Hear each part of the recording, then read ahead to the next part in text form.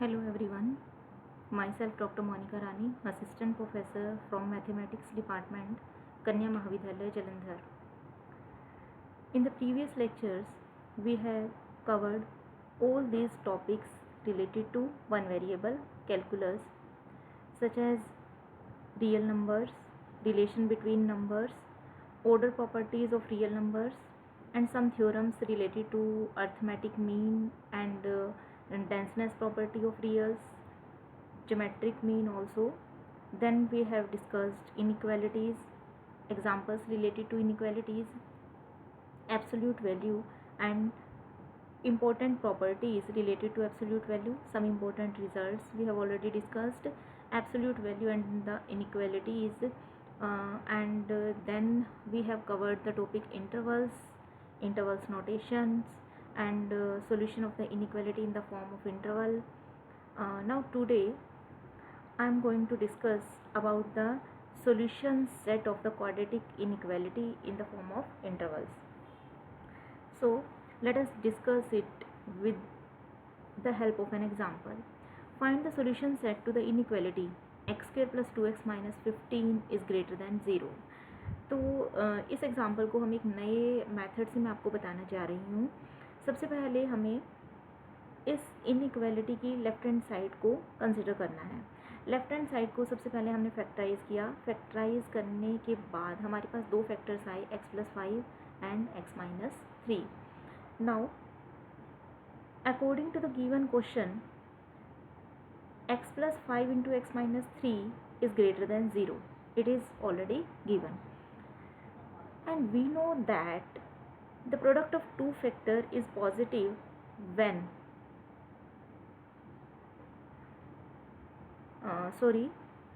हम इसको क्योंकि टेबल फॉर्म वाले मेथड से करने जा रहे हैं, तो सबसे पहले हम क्या करते हैं, फैक्टराइजेशन किया हमने.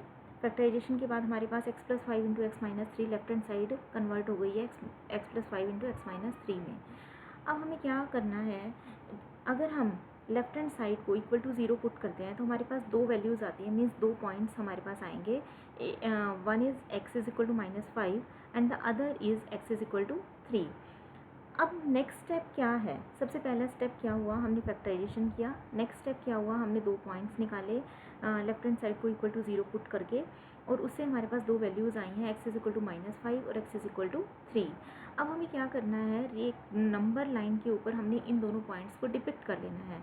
तो जब आप नंबर लाइन ड्रॉ करोगे तो नंबर लाइन के जो सबसे राइट एंड होता है वहाँ पर हम डिनोट करते हैं प्लस इन्फिनिटी को, जो लेफ्ट एंड होता है वहाँ पर हम डिनोट करते हैं माइनस इन्फिनिटी को. उसके बाद बीच में आपके 2 पॉइंट्स आएंगे -5 और 3. इस तरह से जो ये दो पॉइंट्स हैं आपके -5 और 3, ये एक रियल नंबर लाइन को 3 इंटरवल्स में डिवाइड करेंगे. तो सबसे पहला इंटरवल अगर हम लेफ्ट साइड से चलते हैं तो सबसे पहला इंटरवल आपके पास आएगा -minus infinity to -5, next is -5 to 3 open interval, and next is 3 to infinity open interval. तो सबसे पहले हमने क्या किया, रियल नंबर लाइन के ऊपर इन दोनों पॉइंट्स को डिपिक्ट किया, और जिससे हमारी पूरी रियल नंबर लाइन 3 इंटरवल्स में डिवाइड हो गई, और वो 3 इंटरवल्स को हमने राइट डाउन किया.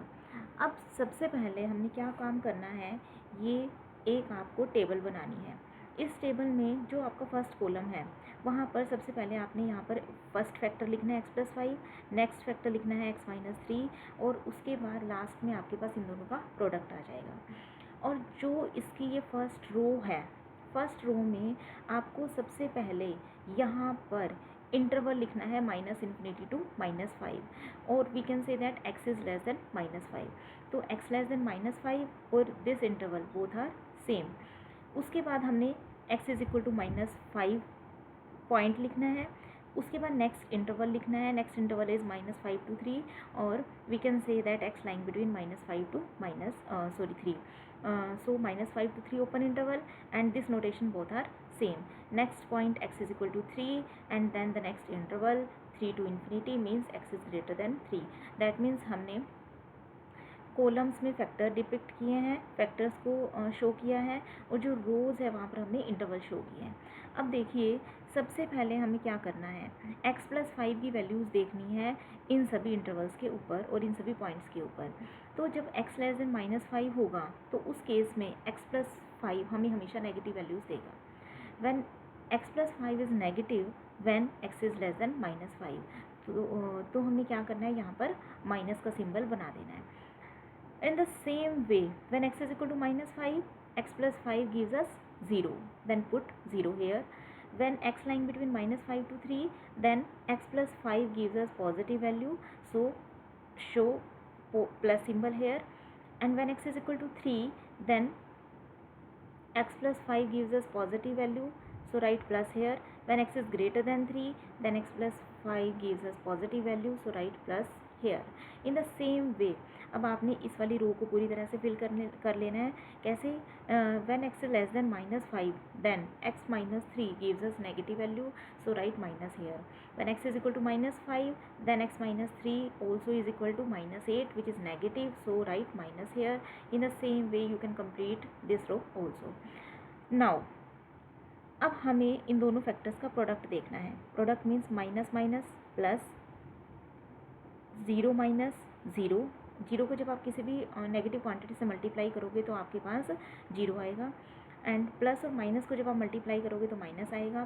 किसी पॉजिटिव क्वांटिटी को जब आप 0 से मल्टीप्लाई करोगे तब आपके पास 0 आएगा।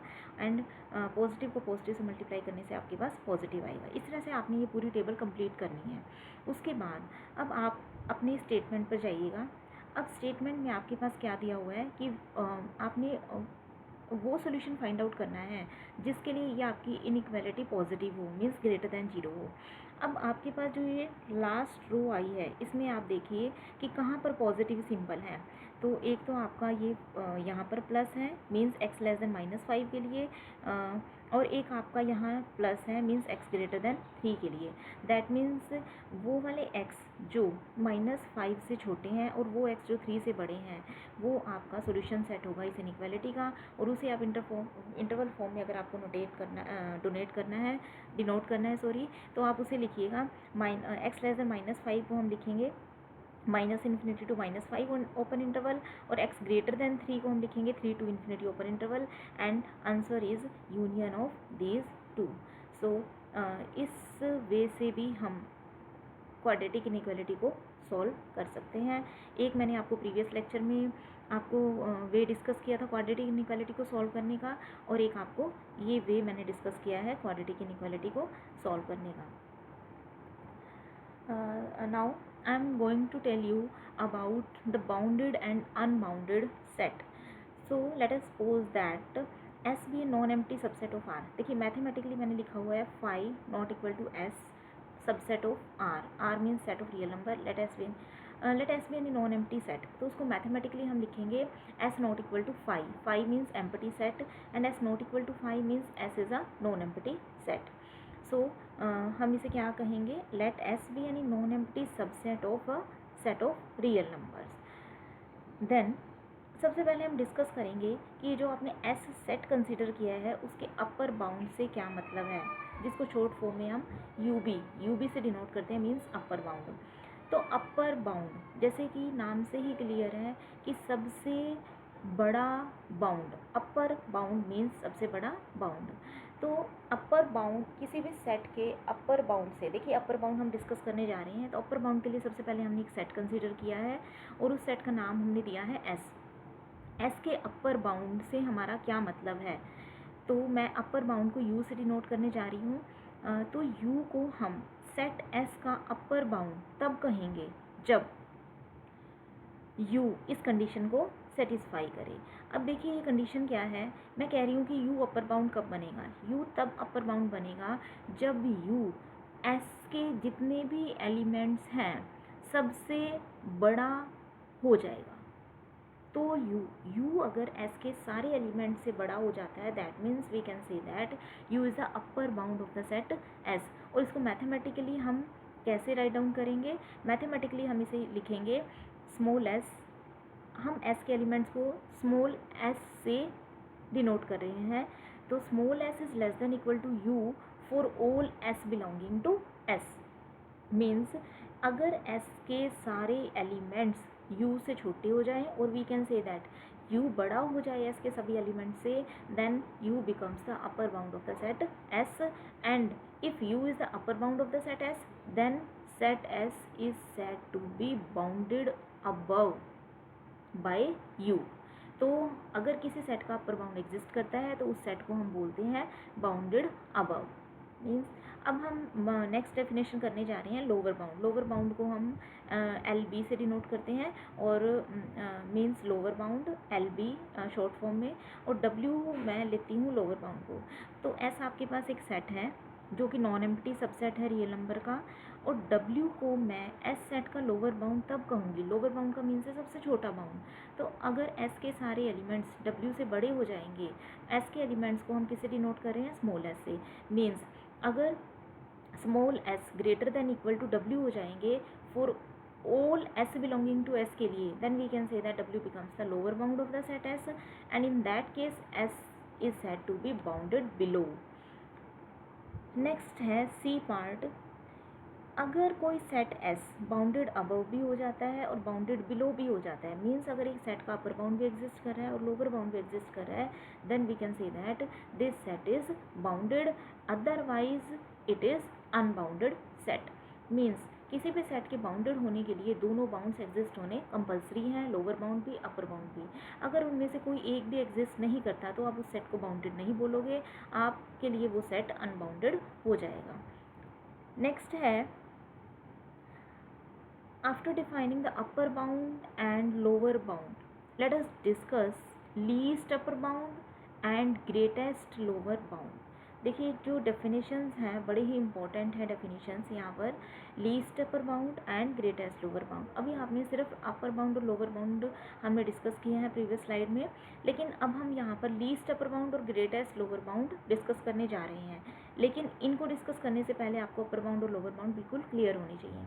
तो वही हम सेम यहाँ पर ऐसे एक नॉन एम्प्टी सबसेट लेते हैं जो कि सबसेट है रियल नंबर का। अब हम डिस्कस करते हैं लीस्ट अपर बाउंड की डेफिनेशन को। एस का लीस्ट अपर बाउंड क्या होगा? सबसे पहले मैं आपको बताना चाहूँगी कि लीस्ट अपर बाउंड और supremum both one and the same thing. Supremum बोलिए या फिर लिस्ट अपर बाउंड बोलिए, दोनों एक ही बात है। ऐसे ही ग्रेटेस्ट लोअर बाउंड या GLB बोलिए या फिर इन्फीमम बोलिए, एक ही बात है। तो सबसे पहले मैं यहाँ पर LUB डिस्कस कर रही हूँ। LUB और supremum means least upper bound of a set S। तो U कोई भी आपके पास एक एलिमेंट है, U को हम लीस्ट अपर बाउंड कहेंगे इस सेट S का अगर U दो कंडीशन सेटिस्फाई करता है। देखिए पहले तो नाम से देखिए, नाम में ही दो कंडीशंस छिपी हुई हैं। पहली कंडीशन है कि जो U है वो अपर बाउंड होना चाहिए सेट S का, और दूसरी कंडीशन क्या है, वो लीस्ट अपर बाउंड होना चाहिए, यानी कि वो अपर बाउंड्स में सबसे छोटा अपर बाउंड होना चाहिए।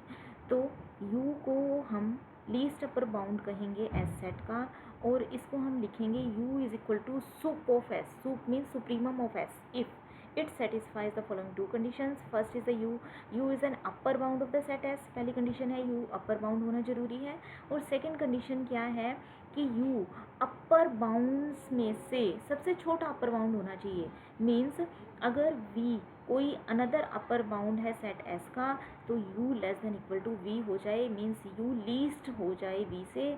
मीन्स अगर कोई अनदर अपर बाउंड S का एग्जिस्ट करता है तो U लीस्ट होना चाहिए, then U becomes the least upper bound of the set S। क्योंकि देखिए यहाँ मैं आपको एक बात क्लियर करने जा रही हूँ, अगर किसी सेट का अपर बाउंड सपोज 2 है, सपोज आपके पास एक सेट है, उसका अपर बाउंड आपके पास 2 है, तो 2 से जितने भी बड़े एलिमेंट्स होंगे वो सभी उस सेट के अपर बाउंड बनेंगे। मीन्स अपर बाउंड एक सेट का यूनिक नहीं होता, लेकिन जो लीस्ट अपर बाउंड है वो हमेशा यूनिक होता है उस सेट S के लिए। मैं दोबारा रिपीट कर रही हूँ आपको, अपर बाउंड मे और may not be unique, but least upper bound always unique. तो अब लीस्ट अपर बाउंड की डेफिनेशन को समझने के लिए पहली प्रॉपर्टी है कि वो अपर बाउंड होना चाहिए, और दूसरी कंडीशन क्या है, उस सेट के जितने अपर बाउंड्स का सेट बनेगा, क्योंकि मैंने अभी आपको बोला कि अगर किसी सेट का एक एलिमेंट अपर बाउंड बन जाता है तो उस एलिमेंट से बड़े जितने भी एलिमेंट्स होंगे वो सारे उस सेट के अपर बाउंड बन जाएंगे। तो इस तरह से आपके पास एक अपर बाउंड्स की कलेक्शन आ जाएगी। उस अपर बाउंड्स की कलेक्शन में से अगर जो सबसे छोटा होगा वो आपका लीस्ट अपर बाउंड कहा जाएगा उस सेट के लिए। ऐसे ही हम इन्फीमम या फिर जीएलबी डिफाइन कर सकते हैं। वही सेम प्रॉपर्टी है। सबसे पहले W को हम इन्फीमम कहेंगे सेट एस का if W is the lower bound of the set S. And दूसरी प्रॉपर्टी है कि W सारे लोअर बाउंड्स में से सबसे बड़ा होना चाहिए। मींस अगर T कोई अनदर लोअर बाउंड एग्जिस्ट करता है सेट एस का, क्योंकि अभी मैंने आपको बताया कि लोअर बाउंड और अपर बाउंड मे और मे नॉट बी यूनिक, तो लोअर बाउंड यूनिक नहीं होता। तभी हम कह रहे हैं कि अगर एस सेट का कोई अनदर लोअर बाउंड एग्जिस्ट करता है तो ये W ग्रेटेस्ट लोअर बाउंड तब बनेगा जब W इस T से बड़ा हो जाएगा, means T less than equal to W हो जाएगा। तो ये दो डेफिनेशंस हैं बड़ी इंपॉर्टेंट, LUB और GLB की और सुप्रीमम और इन्फीमम की। ये मैथमेटिकली हमने इसको लिखा हुआ है। पीछे हमने बोला फर्स्ट प्रॉपर्टी में कि U is the supremum of set S if U is the upper bound. तो अपर बाउंड को मैथमेटिकली हमने कैसे डिफाइन किया था, if U is greater than equal to small s for all s belonging to S के लिए। तो आप यहाँ पर मैथमेटिकली भी लिख सकते हो और इसे ऐसे भी लिख सकते हो, U is the upper bound of the set S। और सेकेंड कंडीशन है कि जो U है वो सबसे छोटा अपर बाउंड होना चाहिए। मीन्स सबसे छोटे अपर बाउंड के लिए आप पीछे वाली कंडीशन ही कर सकते हैं कि अगर आपके पास कोई अनदर अपर बाउंड एग्जिस्ट करता है तो जो U है वो उससे छोटा हो जाए। Now these are some property related to supremum and infimum. First is a completeness property of set of real numbers, or we can say that supremum property of set of real numbers. It is very important property and which states that every non-empty set of real numbers that has an upper bound also has a supremum in are. Means अगर कोई भी non empty subset है are का, अगर उस set का upper bound exist करता है तो दैट मीन्स उसका लीस्ट अपर बाउंड हमेशा एग्जिस्ट करेगा। ऐसे ही नेक्स्ट जो इन्फीमम प्रॉपर्टी है वो हमें बताती है कि अगर कोई non empty subset of R है जो बाउंडेड बिलो है तो उसका ग्रेटेस्ट लोअर बाउंड हमेशा एग्जिस्ट करेगा, मीन्स इन्फीमम हमेशा एग्जिस्ट करेगा। अब ये एक एग्जांपल है, यहाँ पर आपके पास एक सेट दिया हुआ है जिसका आपको लोअर बाउंड और अपर बाउंड फाइंड आउट करना है। तो let us say that S4 is a set and its elements are of the type 1 minus 1 raise to power n upon n where n belonging to natural number. तो ये आपके पास एक set है और इस सेट का आपको लोअर बाउंड और अपर बाउंड फाइंड आउट करना है। अब मैं आपको बताती हूँ कि लोअर बाउंड और अपर बाउंड फाइंड आउट करने के लिए हमें क्या करना है। तो सबसे पहले हमें इसके एलिमेंट्स का स्ट्रक्चर लेना है। अब ये इसके एलिमेंट्स हैं तो सबसे पहले हम 1/n को लेते हैं। 1/n where n belonging to natural number. तो हमें पता है कि जो 1/n है वो हमेशा लेस देन इक्वल टू 1 होगा और ग्रेटर देन 0 होगा, क्योंकि देखिए जब आप n नेचुरल नंबर है, जब n की वैल्यू आप 1 रखोगे 1 2 3 4 5 6, तो यानी कि 1 1/2 1/3 1/4 1/5, तो हमेशा 0 और 1 के बीच में लाई करेंगे।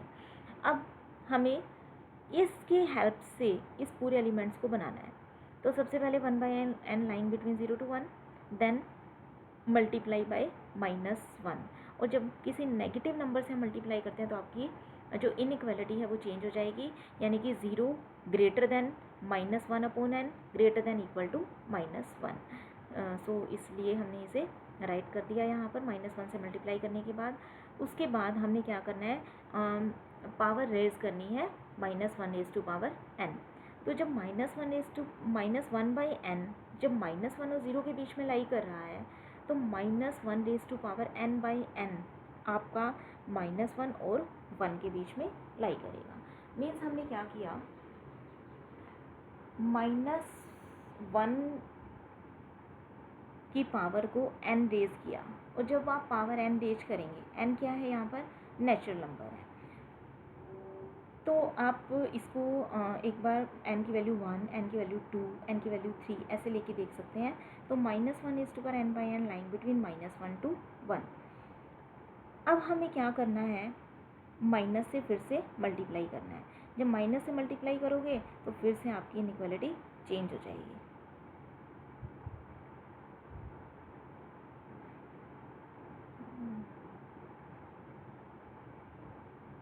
-1 less than equal to minus of this less than equal to 1. I think something is wrong in this question. So let us skip this example and take another example. Another example is, we will discuss later. Something is wrong in this part, so let us discuss this example. This is a set, elements of the type 4 plus x upon 4 minus x, where x is greater than 0 and x not equal to 4. So let us say this element is equal to y is equal to 4 plus x upon 4 minus x. अब हमें बताना है इस set के बारे में कि ये सेट बाउंडेड अबव है या बाउंडेड बिलो है या नाइदर बाउंडेड अबव है नॉर बाउंडेड बिलो है. तो सबसे पहले इसके जो एलिमेंट्स हैं 4 plus x upon 4 minus x, उसको हम y के इक्वल लेट करते हैं. अब इसको जब हम सिंप्लीफाई करेंगे तो हमारे पास x की वैल्यू आ जाएगी 4y minus 4 upon 1 plus y. Now it is given that x is greater than 0. x greater than 0 means 4y minus 4 over 1 plus y is greater than 0. Means 4 into y minus 1 over y plus 1 is greater than 0. अब हमने क्या किया यहाँ पर देखिए, अब मैंने multiply और डिवाइड किया है दोनों साइड y प्लस 1 से, ऊपर भी डिनोमिनेटर में भी और न्यूमिनेटर में भी. After multiplying y plus 1 in numerator and denominator we will get 4 into y minus 1 into y plus 1 over y plus 1 square is greater than 0. तो हमारे पास ये आ जाएगा y square minus 1 is greater than 0 means y square is greater than 1. जब हम square root करेंगे, जब दोनों साइड मीन्स स्केयर को जब हम कैंसिल करेंगे तो यहाँ पर आ जाएगा y mod is greater than 1 means y line between minus 1 to 1. ये चीज़ें हम पहले डिस्कस कर चुके हैं कि जब y mod greater than a होता है तो means y line between minus a to a होता है. तो यहाँ पर आपके पास आ जाएगा y is lies between minus 1 to 1. तो अब आपके पास आएगा minus infinity to minus 1, 1 to infinity. लेकिन 1 टू इन्फिनिटी में 4 भी इंक्लूडेड होगा, और जबकि x नॉट इक्वल टू 4 है तो मीन्स 4 को आपको एक्सक्लूड करना है. 4 को एक्सक्लूड करने के लिए 1 टू इन्फिनिटी जो आपके पास इंटरवल है उसको आप ऐसे लिखिएगा 1 टू 4 यूनियन 4 टू इन्फिनिटी. इस तरह से आपके पास ये सॉल्यूशन आया है इस सेट का. और इस सॉल्यूशन को देखते हुए आप बोल सकते हैं कि इसका ना तो अपर बाउंड एग्जिस्ट कर रहा है और ना ही लोअर बाउंड एग्जिस्ट कर रहा है. मीन्स ये सेट ना तो बाउंडेड अबव है और ना ही ये सेट बाउंडेड बिलो है. अब मैं एक अनदर एग्जांपल लेने जा रही हूँ. सेट है हमारे पास sine square x plus cos की 4x where x belonging to set of real number.